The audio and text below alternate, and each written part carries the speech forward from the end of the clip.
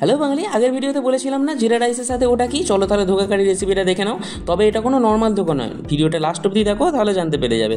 আমি এখানে রেডিমেড ধোকা মিক্সচার নিয়ে নিয়েছি, যেটা তোমরা যে কোনো মুদিখানা দোকান থেকে পেয়ে যাবে। যেটা একটা বড় কাপের জল নিয়ে তাতে মিক্সচারটা দিয়ে পরিমাণ মতো লবণ চিনি দিয়ে মিক্স করে তাতে কিছুটা পনির গ্রেট করে ভালোভাবে মিশিয়ে কড়ায় তেল গরম হলে মিক্সচারটা দিয়ে ঠিক ততক্ষণ নাড়াতে হবে যতক্ষণ না পাক আসছে। এবার যে পাত্রে রাখবো সে পাত্রকে অয়েল ব্রাশ করে মিক্সচারটা ঢেলে ঠান্ডা করতে দিতে হবে।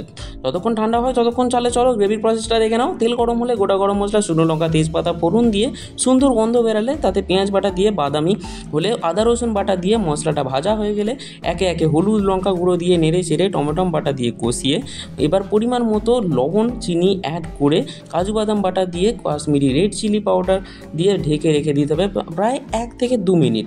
হিট থাকবে কিন্তু স্লো টু মিডিয়ামে। এবার ঢাকা খুলে পরিমাণ মতো জল অ্যাড করে ফুটে এলে গ্রেভি রেডি হয়ে গেল।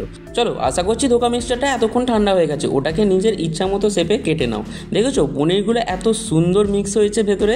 এবার ধোকাগুলোকে লাল লাল করে এক এক করে ভেজে গ্রেভিতে দিয়ে নামানোর আগে গরম মশলা গুঁড়ো আর ধনে পাতা কুচি ছড়িয়ে দাও, যেটা একদমই অপশনাল, তোমরা নাও দিতে পারো। বেশ, ধোকা কারি রেডি। চলো এবার একে অপরকে ধোকা না দিয়ে এই গরম গরম ধোকা কারি এনজয় করো। আর ভিডিওটা ভালো লাগলে আমি জানি তোমরা কি করতে পারো। Stay safe, stay tune.